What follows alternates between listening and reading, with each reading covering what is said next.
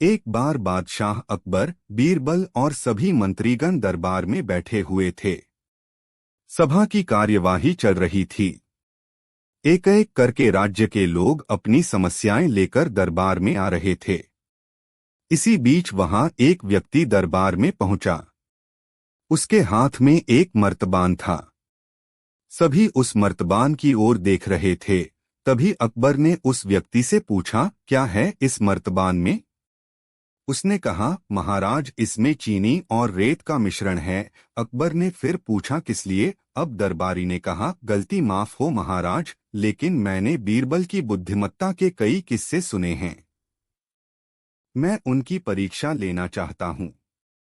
मैं यह चाहता हूँ कि बीरबल इस रेत में से बिना पानी का इस्तेमाल किए चीनी का एक एक दाना अलग कर दें। अब सभी हैरानी से बीरबल की ओर देखने लगे।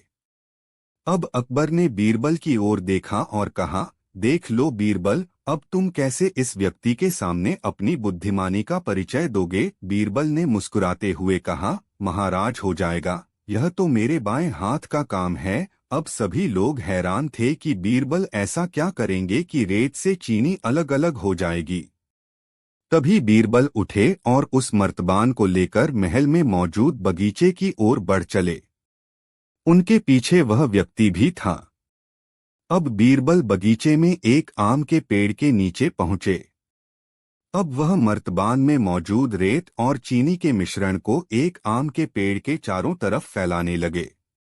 तभी उस व्यक्ति ने पूछा, अरे यह क्या कर रहे हो? इस पर बीरबल ने कहा, ये आपको कल पता चलेगा। इसके बाद दोनों महल में वापस आ गए। अब सभी को कल सुबह का इंतजार था। अगली सुबह जब दरबार लगा तो अकबर और सारे मंत्री एक साथ बगीचे में पहुंचे। साथ में बीरबल और रेत व चीनी का मिश्रण लाने वाला व्यक्ति भी था। सभी आम के पेड़ के पास पहुंच गए। सभी ने देखा कि अब वहां सिर्फ रेत पड़ी हुई है। दरअसल रेत में मौजूद चीनी को चींटियों ने निकालकर अपने बिल में इकट्ठा कर लिया था और बची खुची चीनी को कुछ चींटियां उठाकर अपने बिल में ले जा रही थीं। इस पर उस व्यक्ति ने पूछा, चीनी कहाँ गई? तो बीरबल ने कहा, रेत से चीनी अलग हो गई है। सभी जोर जोर से हंसने लगे। बीरबल की यह चतुराई देख अकबर ने उस व्यक्ति से कहा, अगर अब तुम्हें चीनी चाहिए तो तुम्हें चींटियों के बिल में घुसना पड़ेगा। इस पर सभी ने फिर से ठहाका लगाया और बीरबल की तारीफ करने लगे। सीख, किसी को नीचा दिखाने का प्रयास आपके लिए हानिकारक हो सकता है। एक बार अकबर बादशाह ने बीरबल से शान से कहा, बीरबल, हमारी जनता बेहद ईमानदार है और हमें कितना बहुत प्यार करती है। बीरबल ने तुरंत उत्तर दिया, बादशाह सलामत। आपके राज्य में कोई भी पूरी तरह ईमानदार नहीं है, न ही वो आपसे ज्यादा प्यार करती है। यह तुम क्या कह रहे हो बीरबल? मैं अपनी बात को साबित कर सकता हूँ बादशाह सलामत। ठीक है, तुम हमें साबित करके दिखाओ, बादशाह अकबर बोले। बीरबल ने नगर में ढिंढोरा पिटवा दिया कि बादशाह सलामत एक भोज करने जा रहे हैं। उसके लिए सारी प्रजा से अनुरोध है कि कल सुबह दिन निकलने से पहले हर आदमी एक एक लोटा दूध डाल दे। कड़ाहे रखवा दिए गए हैं, उनमें हर आदमी दूध डाल जाए। हर आदमी ने यही सोचा कि जहां इतना दूध इकट्ठा होगा वहां उसके एक लोटे पानी का क्या पता चलेगा। अत हर आदमी कड़ाहों में पानी डाल गया। सुबह जब अकबर ने उन कड़ाही को देखा जिनमें जनता से दूध डालने को कहा गया था, तो दंग रह गए। उन कड़ाहों में तो केवल सफेद पानी था। अकबर को वस्तुस्थिति का पता चल गया। सब लोग एक जैसा सोचते हैं। अकबर बीरबल की कहानी। दरबार की कार्यवाही चल रही थी। सभी दरबारी एक ऐसे प्रश्न पर विचार कर रहे थे जो राजकाज चलाने की दृष्टि से बेहद अहम न था। सभी एक एक कर अपनी राय दे रहे थे। बादशाह दरबार में बैठे यह महसूस कर रहे थे कि सबकी राय अलग है। उन्हें आश्चर्य हुआ कि सभी एक जैसे क्यों नहीं सोचते। तब अकबर ने बीरबल से पूछा, क्या तुम बता सकते हो कि लोगों की राय आपस में मिलती क्यों नहीं? सब अलग अलग क्यों सोचते हैं? हमेशा ऐसा नहीं होता। बादशाह सलामत बीरबल बोला, कुछ समस्याएं ऐसी होती हैं जिन पर सभी के विचार समान होते हैं। इसके बाद कुछ और काम निपटाकर दरबार की कार्यवाही समाप्त हो गई। सभी अपने अपने घरों को लौट चले। उसी शाम जब बीरबल और अकबर बाग में टहल रहे थे तो बादशाह ने फिर वही राग छेड़ दिया और बीरबल से बहस करने लगे। तब बीरबल बाग के ही एक कोने की ओर उंगली से संकेत करता हुआ बोला, वहां उस पेड़ के निकट एक कुआं है। वहां चलिए, मैं कोशिश करता हूं कि आपको समझा सकूं कि जब कोई समस्या जनता से जुड़ी हो तो सभी एक जैसा ही सोचते हैं। मेरे कहने का मतलब यह है कि बहुत सी ऐसी बातें हैं जिनको लेकर लोगों के विचार एक जैसे होते हैं। अकबर ने कुछ देर कुएं की ओर घूरा, फिर बोले, लेकिन मैं कुछ समझा नहीं। तुम्हारे समझाने का ढंग कुछ अजीब सा है। बादशाह जबकि जानते थे कि बीरबल अपनी बात सिद्ध करने के लिए ऐसे ही प्रयोग करता रहता है। सब समझ जाएंगे हुजूर, बीरबल बोला। आप शाही फरमान जारी कराएं कि नगर के हर घर से एक लोटा दूध लाकर बाग में स्थित इस कुएं में डाला जाए। दिन पूर्णमासी का होगा। हमारा नगर बहुत बड़ा है। यदि हर घर से एक लोटा दूध इस कुएं में पड़ेगा तो यह दूध से भर जाएगा। बीरबल की यह बात सुन अकबर ठहाका लगाकर हंस पड़े। फिर भी उन्होंने बीरबल के कहेनुसार फरमान जारी कर दिया। शहर भर में मुनादी करवा दी गई कि आने वाली पूर्णमासी के दिन हर घर से एक लोटा दूध लाकर शाही बाग के कुएं में डाला जाए। जो ऐसा नहीं करेगा उसे सजा मिलेगी। पूर्णमासी के दिन बाग के बाहर लोगों की कतार लग गई। इस बात का विशेष ध्यान रखा जा रहा था कि हर घर से कोई न कोई वहां जरूर आए। सभी के हाथों में भरे हुए पात्र बर्तन दिखाई दे रहे थे। बादशाह अकबर और बीरबल दूर बैठे यह सब देख रहे थे और एक दूसरे को देख मुस्करा रहे थे। सांझ ढलने से पहले कुएं में दूध डालने का काम पूरा हो गया। हर घर से दूध लाकर कुएं में डाला गया था। जब सभी वहां से चले गए तो अकबर व बीरबल ने कुएं के निकट जाकर अंदर झांका। कुआं मुंडेर तक भरा हुआ था। लेकिन यह देख अकबर को बेहद हैरानी हुई कि कुएं में दूध नहीं, पानी भरा हुआ था। दूध का तो कहीं नामो निशान तक न था। हैरानी भरी निगाहों से अकबर ने बीरबल की ओर देखते हुए पूछा, ऐसा क्यों हुआ? शाही फरमान तो कुएं में दूध डालने का जारी हुआ था, यह पानी कहां से आया? लोगों ने दूध क्यों नहीं डाला? बीरबल एक जोरदार ठहाका लगाता हुआ बोला, यही तो मैं सिद्ध करना चाहता था हुजूर। मैंने कहा था आपसे कि बहुत सी ऐसी बातें होती हैं जिस पर लोग एक जैसा सोचते हैं, और यह भी एक ऐसा ही मौका था। लोग कीमती दूध बर्बाद करने को तैयार न थे। वे जानते थे कि कुएं में दूध डालना व्यर्थ है। इससे उन्हें कुछ मिलने वाला नहीं था। इसलिए यह सोचकर कि किसी को क्या पता चलेगा, सभी पानी से भरे बर्तन ले आए और कुएं में उड़ेल दिए। नतीजा, दूध के बजाय पानी से भर गया कुआं। बीरबल की यह चतुराई देख अकबर ने उसकी पीठ थपथपाई। बीरबल ने सिद्ध कर दिखाया था कि कभी कभी लोग एक जैसा भी सोचते हैं। बादशाह अकबर घुड़सवारी के इतने शौकीन थे कि पसंद आने पर घोड़े का मुहमांगा दाम देने को तैयार रहते थे। दूरदराज के मुल्कों जैसे अरब, पर्शिया आदि से घोड़ों के विक्रेता मजबूत व आकर्षक घोड़े लेकर दरबार में आया करते थे।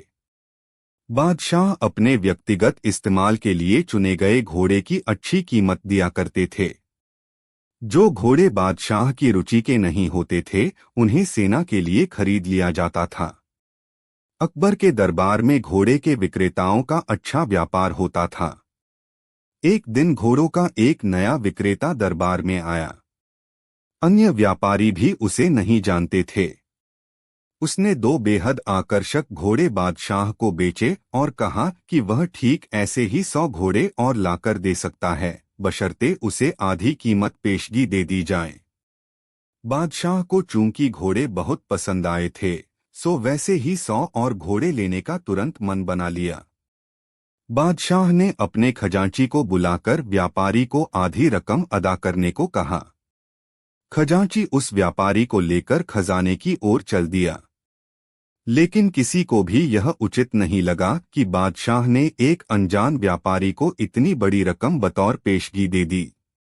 लेकिन विरोध जताने की हिम्मत किसी के पास न थी। सभी चाहते थे कि बीरबल यह मामला उठाए।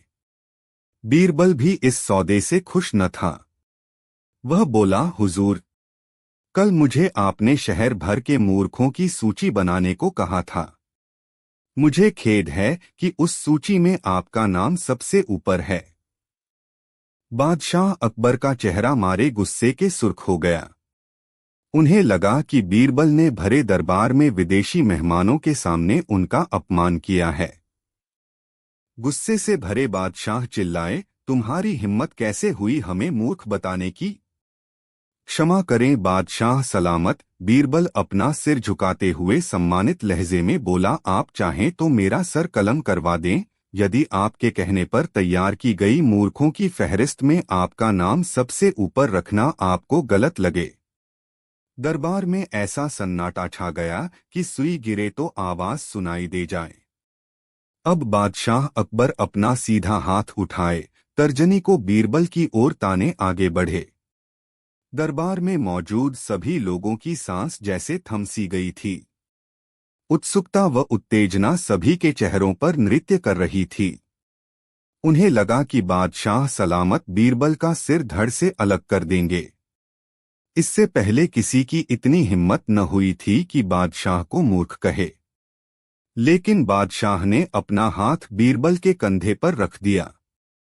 वह कारण जानना चाहते थे। बीरबल समझ गया कि बादशाह क्या चाहते हैं। वह बोला, आपने घोड़ों के ऐसे व्यापारी को बिना सोचे समझे एक मोटी रकम पेशगी दे दी, जिसका अतापता भी कोई नहीं जानता। वह आपको धोखा भी दे सकता है। इसलिए मूर्खों की सूची में आपका नाम सबसे ऊपर है। हो सकता है कि अब वह व्यापारी वापस ही न लौटे। वह किसी अन्य देश में जाकर बस जाएगा और आपको ढूंढे नहीं मिलेगा। किसी से कोई भी सौदा करने के पूर्व उसके बारे में जानकारी तो होनी ही चाहिए। उस व्यापारी ने आपको मात्र 2 घोड़े बेचे और आप इतने मोहित हो गए कि मोटी रकम बिना उसको जाने पहचाने ही दे दी। यही कारण है बस। तुरंत खजाने में जाओ और रकम की अदायगी रुकवा दो। अकबर ने तुरंत अपने एक सेवक को दौड़ाया। बीरबल बोला, अब आपका नाम उस सूची में नहीं रहेगा। बादशाह अकबर कुछ क्षण तो बीरबल को घूरते रहे, फिर अपनी दृष्टि दरबारियों पर केंद्रित कर ठहाका लगाकर हंस पड़े। सभी लोगों ने राहत की सांस ली कि बादशाह को अपनी गलती का एहसास हो गया था। हंसी में दरबारियों ने भी साथ दिया और बीरबल की चतुराई की एक स्वर से प्रशंसा की। मुख्य पृष्ठ अकबर बीरबल की कहानियां। मुख्य पृष्ठ संपूर्ण हिंदी कहानियां, नाटक, उपन्यास और अन्य गद्य कृतियां। एक दिन शहंशाह अकबर नाई से अपनी हजामत बनवा रहे थे। तभी वह नाई शहंशाह अकबर की तारीफ करने लगता है। नाई, जहां पनाह आप अपनी सल्तनत में सबका ख्याल रखते हैं, बच्चे, बड़े, गरीब, लाचार आदि सबका। अकबर, शुक्रिया। नाई, लेकिन जहां पनाह। अकबर, लेकिन क्या हम किसी को भूल रहे हैं जिसकी हम देखभाल नहीं करते हैं? नाई, जहां पनाह गुस्ताखी माफ करें, क्या कभी आपने बड़े बूढ़ों यानी कभी अपने पूर्वजों के बारे में सोचा है जो दुनिया छोड़कर स्वर्ग चले गए हैं?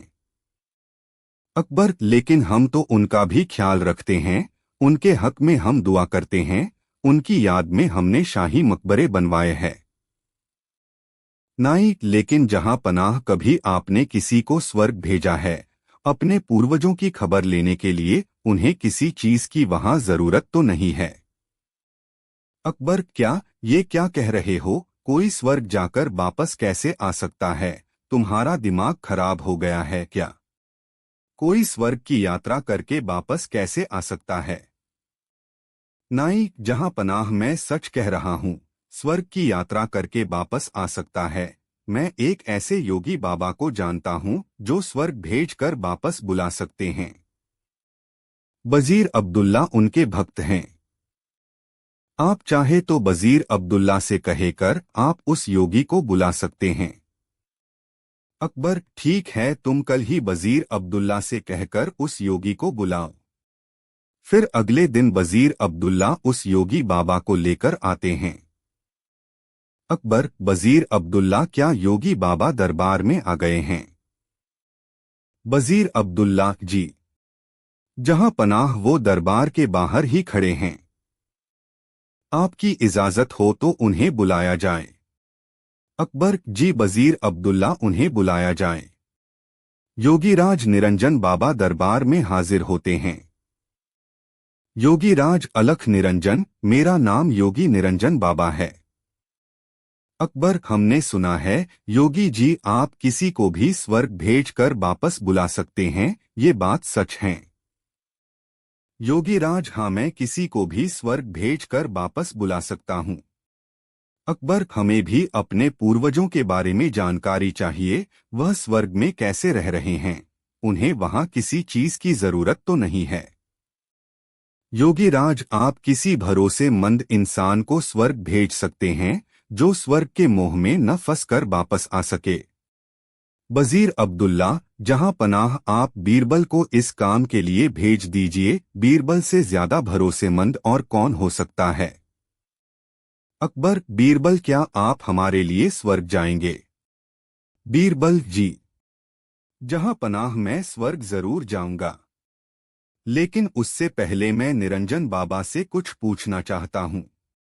योगीराज, इस यात्रा में कितना समय लगेगा?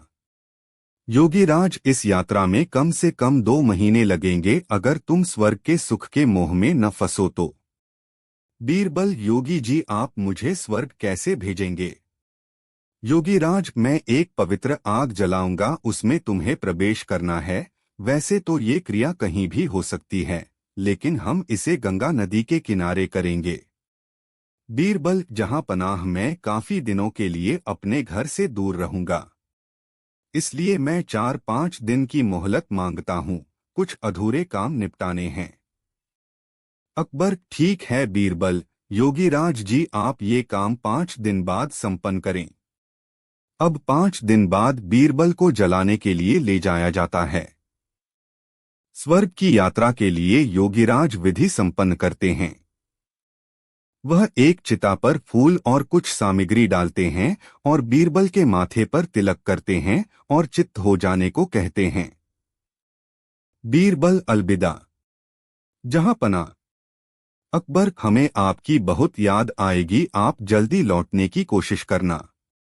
बीरबल, जी जहां पनाह, मैं जल्दी लौट कर आऊंगा। और फिर 2 महीने गुजर जाते हैं। शहंशाह अकबर बहुत चिंतित हो जाते हैं।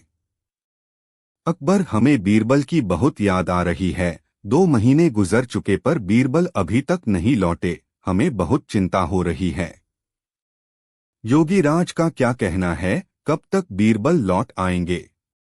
वजीर अब्दुल्ला, जहां पनाह, योगी बाबा ये भी तो कह रहे थे हो सकता है बीरबल को स्वर्ग के सुख बहुत भा गए हों और वह उन्हें छोड़कर न आना चाहें। अकबर, नहीं, ऐसा कभी नहीं हो सकता है। बीरबल ऐसा कभी नहीं कर सकते हैं, उन पर हमें पूरा भरोसा है। उसी वक्त वहां पर बीरबल आते हैं। उनके लंबे लंबे बाल होते हैं, लंबी सी दाढ़ी। अकबर उन्हें देखकर बहुत खुश होते हैं। अकबर, खुशामदीद। खुशामदीद। हमें आपको देखकर बहुत खुशी हुई, और बताइए स्वर्ग में हमारे पूर्वज कैसे हैं? उन्हें किसी चीज की वहां जरूरत तो नहीं है? बीरबल, नहीं, जहां पनाह, उन्हें किसी भी चीज की जरूरत नहीं है, वे वहां बहुत खुश हैं। अकबर, लेकिन बीरबल आपने ये बाल इतने क्यों बढ़ा लिए हैं? बीरबल, जहां पनाह, मेरे ही नहीं वहां पर सभी के बाल बहुत लंबे हैं। वहां पर कोई नाई नहीं है बाल काटने के लिए, इसलिए उन सभी ने यहाँ पर जो नाई है उसे बुलाने के लिए कहा है ताकि वो वहाँ सबके बाल काट सके। अकबर: हाँ हाँ, क्यों नहीं, हम अभी अपने नाई को वहाँ भेज रहे हैं। योगीराज और वह नाई अभी यहीं पर हैं, वो इस वक्त हमारे मेहमान बनकर रह रहे हैं। हम अभी स्वर्ग भेजने की क्रिया करवाते हैं। योगीराज और उस नाई को बुलाते हैं। वो दोनों दरबार में हाजिर होते हैं। अकबर उनसे कहते हैं: अकबर, योगीराज, स्वर्ग में नाई की जरूरत है। आप जल्दी से इस नाई को स्वर्ग भेजने की क्रिया शुरू कीजिए। नाई अपने घुटनों पर गिरकर: जहां पनाह, मुझे माफ कर दीजिए, मुझसे ये सब वजीर अब्दुल्ला ने करवाया था। क्योंकि वह बीरबल की शोहरत से जलते हैं और बीरबल को अपने रास्ते से हटाना चाहते थे, और ये बाबा भी पाखंडी है। पता नहीं बीरबल उस आग से कैसे बच गए, लेकिन मैं नहीं बचूंगा, मुझे माफ कर दीजिए। अकबर: क्या इतनी बड़ी साजिश बीरबल के खिलाफ? सिपाहियों, इस पाखंडी बाबा और इस नाई को ले जाओ और काल कोठरी में डाल दो। और तुम वजीर अब्दुल्ला, मुझे तुमसे ये उम्मीद नहीं थी। मैं अगर चाहूं तो तुम्हें अभी फांसी पर लटका दूं, लेकिन तुमने हमारी कई साल हिफाजत की है, इसलिए हम तुम्हें इस देश से निकाल देते हैं। सिपाहियों, इसे ले जाकर सरहद के बाहर छोड़ आओ और फिर कभी अपनी शक्ल मत दिखाना। अच्छा बीरबल, मेरे बुद्धिमान दोस्त, ये बताओ तुम्हें इस साजिश का कैसे पता लगा? बीरबल जहां पनाह, जब मैंने योगीराज के मुंह अगम प्रवेश करने वाली बात सुनी तो मुझे लगा दाल में कुछ काला है।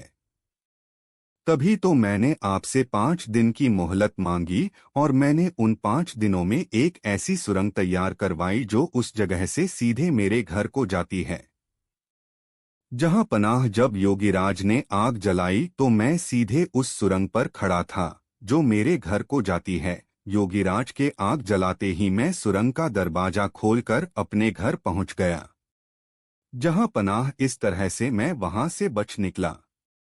और मैं चाहता था ये लोग अपना गुनाह खुद कबूल करें, इसलिए मैंने 2 महीने अपने बाल नहीं काटे, क्योंकि मैं ये भी जानता था कि इन तीनों में सबसे कमजोर कड़ी नाई है। अकबर: वाह! बीरबल: वाह! एक तुम ही हो जो ऐसा कर सकते हो। तुम्हारे जैसा कोई नहीं। मेरे शातिर दोस्त, तुम ही ऐसा कर सकते हो। वाह बीरबल, वाह! बीरबल: शुक्रिया। जहां पनाह, शुक्रिया।